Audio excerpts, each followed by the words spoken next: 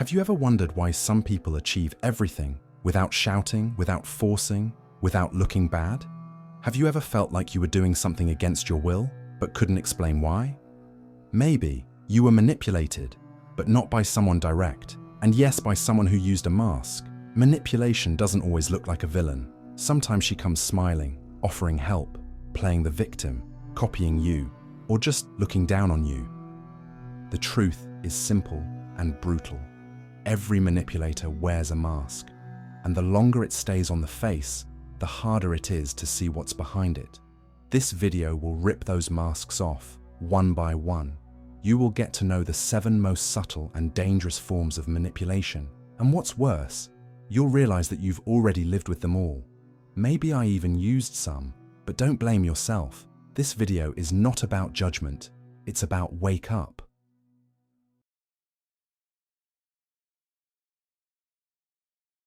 He arrives with a calm smile, offers help before you even ask for it. He says he wants what's best for you. Who is there for you? And indeed, it appears that it is. In the beginning, everything is care, protection, and security. But little by little, you realize his help doesn't set you free, holds you. The most effective way to control someone, it's making that person believe that you are the only solution to their problems. The savior presents himself as necessary, but in fact, it cultivates your dependence. He doesn't want you to grow up. He wants you to keep needing him. He may be an overprotective relative, a romantic partner who solves everything for you, a charismatic leader who says, "Without me, you won't survive." The intention is not always evil, but the effect is the same. Emotional submission disguised as protection. Machiavelli already warned about this. Men forget the death of their father more quickly than the loss of their property. In other words, if someone takes away your autonomy, control, independence, this hurts more than any emotional loss, because it makes you feel worthless, small, weak, and this is how the savior wants you to feel: eternally grateful, eternally indebted, eternally vulnerable. This dynamic is subtle, almost invisible. You start by asking for a favor and end by asking for permission to exist. Accepts advice as orders. Avoid displeasing, for fear of losing the support he offers. Over time, you no longer even realize that you are being guided. You believe you are choosing, but the choices have already been made by him. In politics, this archetype is classic. Governments that create dependence on the people, leaders who maintain chaos, only to later appear to be saviors, systems that sell you the problem, and then charge you for the solution. Machiavelli said that an effective ruler did not need to be good, just needed look good. Everyone sees what you seem to be, few feel what you really are. And the savior masters this art. He seems virtuous, generous, selfless, but what he wants is simple: control, influence, emotional dominance. How to recognize this mask? He never teaches, he solves. Because if you learn it, you won't need it anymore. He blames the world for everything, except his addiction. He says that people don't understand you. No one will take care of you like me. He gets offended when you want autonomy. Their freedom is seen as betrayal. He positions himself as a hero, even when he is not asked to, as if you were always on the verge of collapse. And he was always in the role of savior. The savior can even protect you from something, but in the process, it takes you away from yourself. And this is the most perverse form of manipulation. Make you believe that you need to be saved from yourself.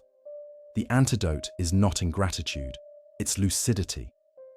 Yes, thank you for the help, but notice if it comes with a price, if the affection comes with a collar, if affection comes with control, because sometimes the real enemy hides behind the most protective face.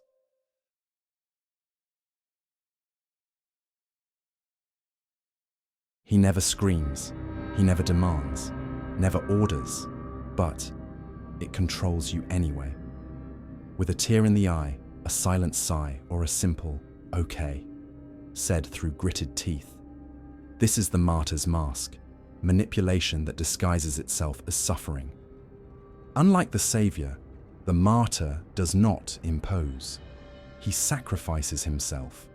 Or better, He pretends to sacrifice himself, to leave you with a debt you never asked for. Men forget the death of their father more quickly than the loss of their property. The martyr knows this, but he doesn't take your money. He takes away your peace.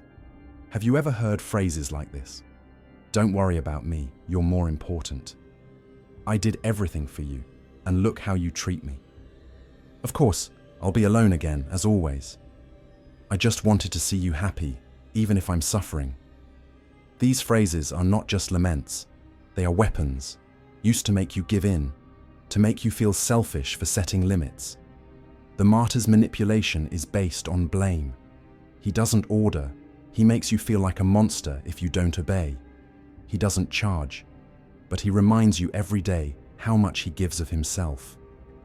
He doesn't ask, but he makes it clear that he suffers every time you say no.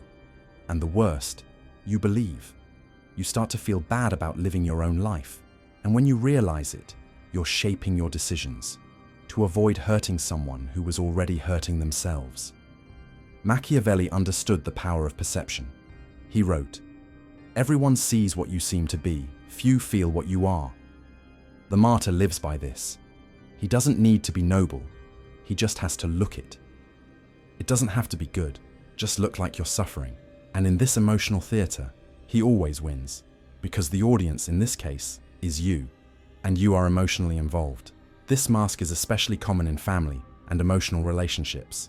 Parents who place the weight of their own loneliness on their children. Spouses who become emotional hostages to keep the other close.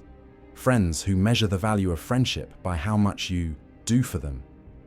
The martyr never recognizes his own power. He paints himself as a victim, but he is the one who moves the game. How to recognize this mask? Every denial from you becomes a personal attack. You can't disagree without being accused of being insensitive.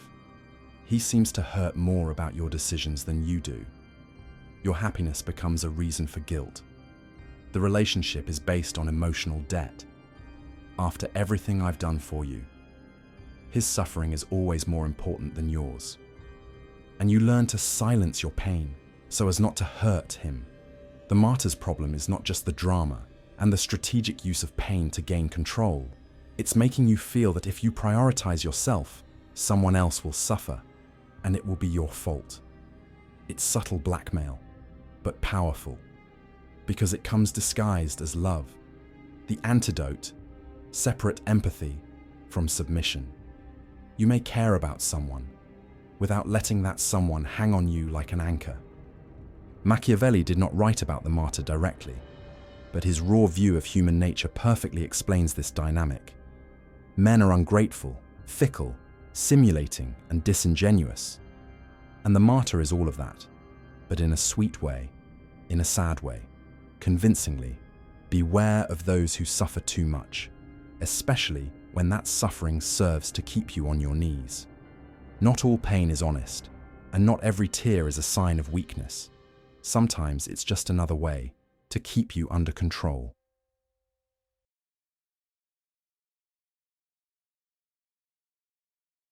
He doesn't scream. Don't victimize yourself. Does not impose, he explains. Calmly, with difficult words, with unbeatable logic. Or at least, that's what he wants it to look like.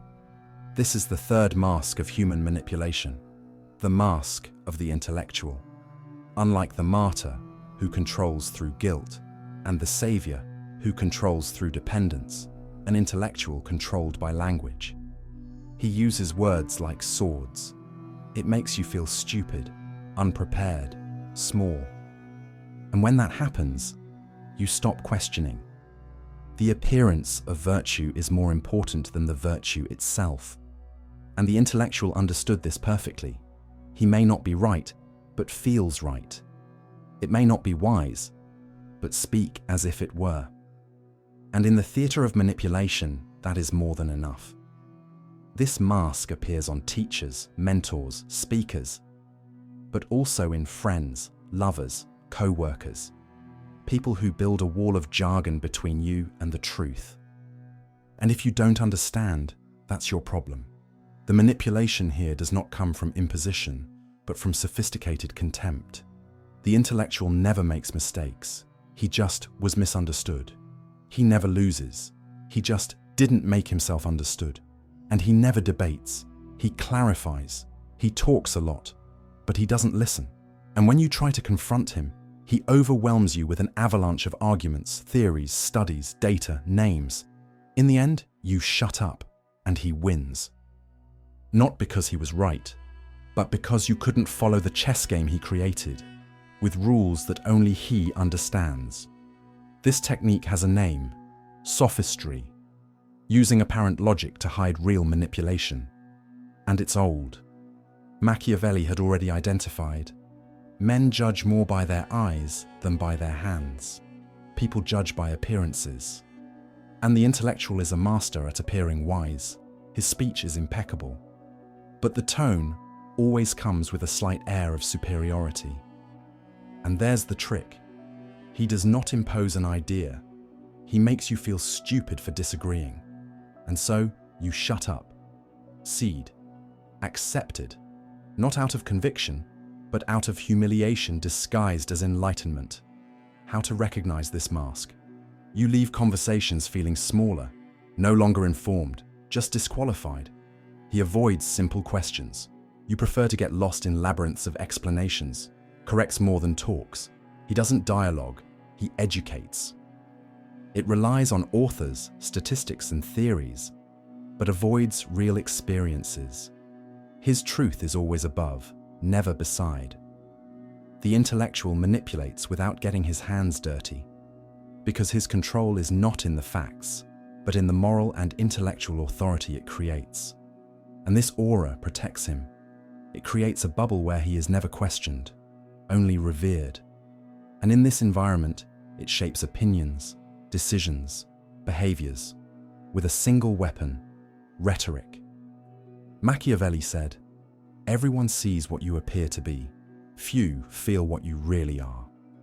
And this is the essence of the manipulative intellectual. On the outside, a wise man. Inside, a strategist.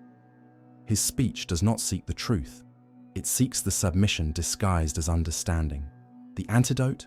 Simplicity, courage, strategic silence. Don't fall into the trap of proving that you're as smart as he is. Don't try to compete in the field where it dominates you. Instead, ask. Ask for examples. Ask for clarity. Those who really know teach with humility. Those who pretend to know hide in complexity.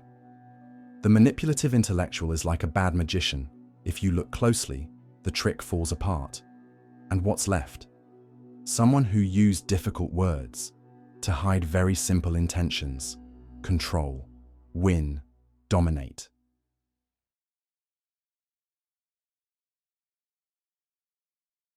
She always suffers, always loses. It is always at the center of a tragedy. You ask how she is, and the answer is always the same: trying to survive. But be careful. This suffering has a function. It has a strategy. It has intention. This is the mask of the infinite victim, the manipulation that feeds on your compassion. Unlike the martyr, who sacrifices himself for you, the infinite victim drowns and drags you along. She doesn't want help. He wants a stage, wants attention. She wants the privilege of never being held responsible for anything, and the price of that, and you. Men are ungrateful, fickle, simulating, and disingenuous. The infinite victim is exactly that. She looks fragile, but she is dangerous. She seems innocent, but she is manipulative. She seems defenseless, but she dominates the emotional game like no one else. Because her trick is simple: if do untouchable. Do you try to give advice? She cries. Do you propose solutions? She says, no one understands. Do you walk away? She accuses you of abandonment. Nothing you do is enough. Because her suffering is not a state, is her identity. She is the center of pain, and you are just a supporting character in the soap opera of her life. The cruelest? She always finds a way to reverse the blame. If you set limits, she says she is being rejected. If you disagree, she says you are being attacked. If you get tired, she says she has been, once again, abandoned. And you, without realizing it, start to shape yourself, walking on eggshells, to keep quiet so as not to hurt, blaming yourself for living your own life.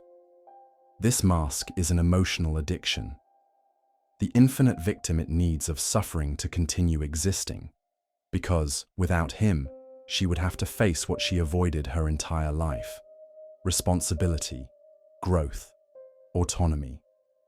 She prefers the role of the victim because victims are not charged. They don't need to change. You don't need to look in the mirror. Machiavelli did not romanticize this type of behavior. He knew that, in the game of power, whoever positions itself as weak has more chances of manipulating the strong. Be a fox to recognize the traps and a lion to scare the wolves. Infinite victim does the opposite. She pretends to be a lamb, but hides its claws under the cloak of self-pity. How to recognize this mask? She is never responsible for anything. Everything is the fault of others, the world, destiny. Every conflict is a new trauma. And any attempt at dialogue becomes an accusation. She's always worse off than you. You talk about pain, she talks about tragedy. You talk about tiredness, she talks about collapse. She uses suffering as a shield. This way, no one can criticize, demand, or move away without becoming the villain of the story. This mask is a prison, but not just for those who use it, for those who live there too. Because little by little, you begin to believe that you are cruel, who has no empathy, that you are wrong for wanting to live in peace. And that guilt is exactly what the infinite victim wants. The antidote? Distinguish empathy from manipulation. Not all pain is real. Not all suffering is unfair. And not every person who cries is telling the truth. You can help those who suffer, but you can't sink together. You can listen, but you can't keep silent forever. You can love, but you can't be used as an emotional crutch. Because the infinite victim does not want a cure. Want an audience, want control. She wants you to carry the pain that she refuses to let go of. And the more you try to save, the more it sinks and takes you along.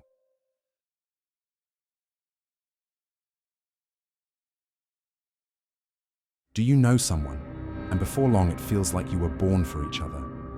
Equal tastes, same ideas, similar traumas, even the same favorite movies. It's instant connection. Or better, it's the perfect reflection. But be careful, because what you see, it's not the other one. It's you returned in a calculated way. This is the fifth mask of human manipulation, the mirror mask. Unlike the infinite victim who traps you with guilt, the mirror conquers you through identification. He copies your gestures, your language, your values, your pains. He doesn't impose anything, he replica. And little by little, you confuse this with intimacy. You feel seen, understood, accepted. You think you found someone rare, unique, special. But what he found was a manipulator with a talent for emotional imitation. Men judge more by what they see than by what they feel. And the mirror knows this. He pretends to look like you, because you know that people trust people who look like them more. This is one of the most effective forms of manipulation. Not to defeat the other, but to transform into him. This technique has a modern name: mirroring. It is widely used by sellers, scammers, gurus, and even emotional predators. But it also appears in friendships, relationships, and professional environments. The person seems to know you deeply, but all she did was map you. She absorbed their references, emotions, and values, and returned them in the form of subtle seduction. The problem? This manipulation is silent. You don't feel pressured. You feel understood. And that makes it dangerous. Because when you realize, you've already trusted too much. He has already revealed secrets. It has already opened doors that should not have been opened, and when the mirror doesn't need you anymore, he turns to smoke, or worse, use everything you learned against you. Machiavelli did not talk about modern relationships, but he perfectly understood the dynamics behind the mirror. He who deceives will always find those who allow himself to be deceived. The mirror don't force entry. You invite him in yourself, because everything about him seems familiar. It seems true. It looks like you. How to recognize this mask? The connection was too fast. Intimacy without real construction time. The person agrees with everything, and change your mind if you change. You feel like you can tell anything, but, interestingly, she shares almost nothing. Everything about her seems too perfect, and you feel like finally someone understands you. Too soon. The mirror doesn't scream, doesn't accuse, doesn't demand. They adapt. And this is your most dangerous weapon, emotional camouflage.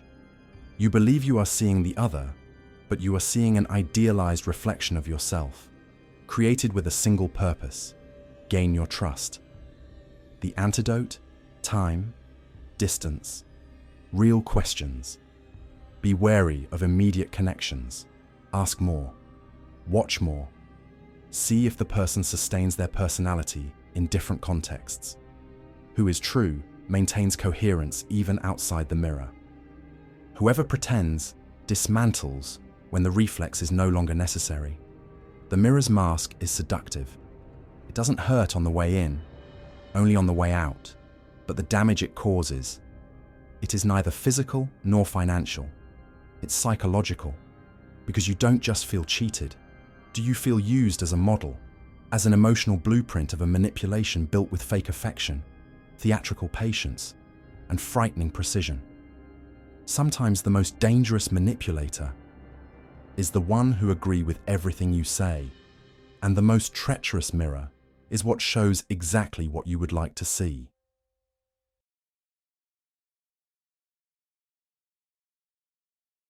She doesn't impose herself by shouting, not even with open threats. She enters in silence, but everyone shuts up when she arrives. This is the mask of authority, manipulation that doesn't need convincing because it already dominates.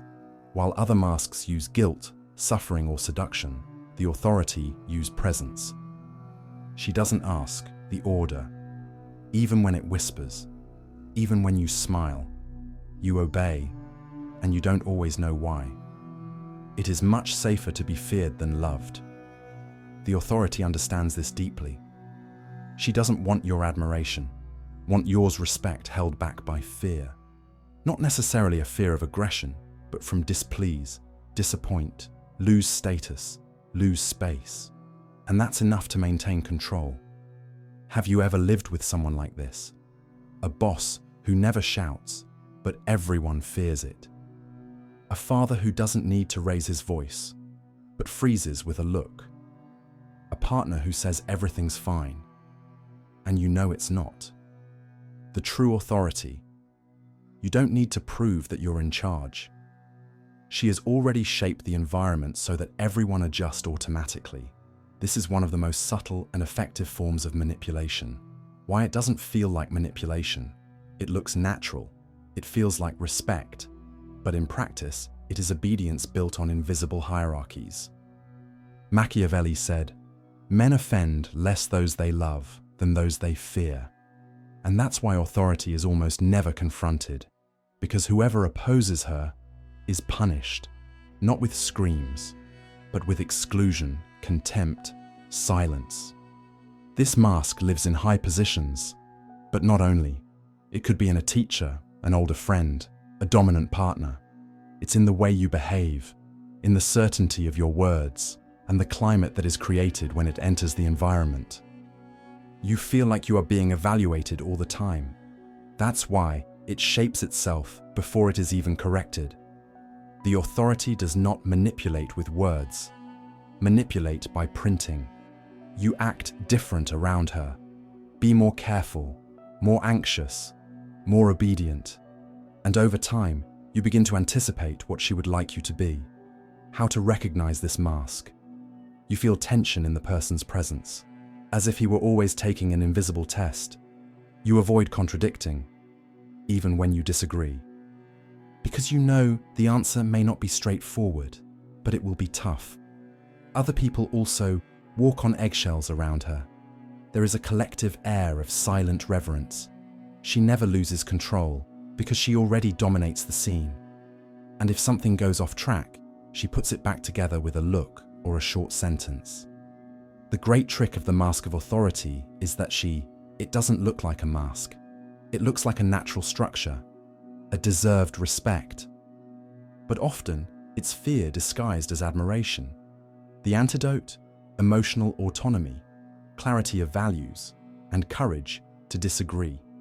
Manipulative authority only thrives in environments where they cancel each other out to maintain order.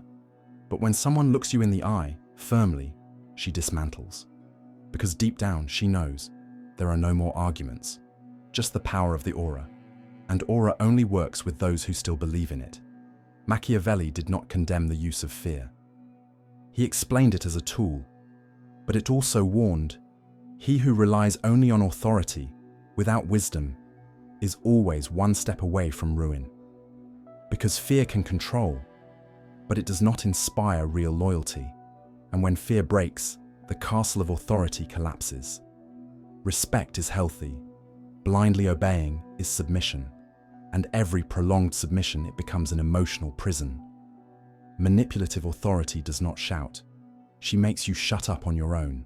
And it's more dangerous than any scream.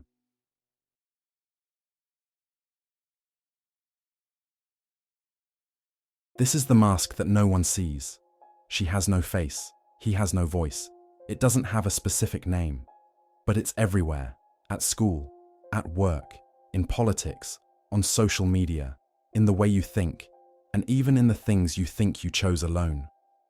This is the seventh and most dangerous mask of human manipulation, the mask of the system. Unlike the others, this one does not depend on one person. She doesn't need to deceive you, it just is train you. From birth, you have been conditioned to behave, to follow rules, to respect hierarchies, competing for approval, to want what everyone else wants, even if none of that really satisfies you. Custom dominates us more than reason. Machiavelli understood this 500 years ago. True control does not require force, requires costume, repetition, ritual. Because what is repeated enough becomes true, and what is true for everyone becomes the norm. And what is the norm, no one questions it. Have you ever stopped to think about why you work the way you do? Why do you wake up at the time you wake up? Why do you run after what you run? Is all this really your wish? Or just the desire they programmed into you?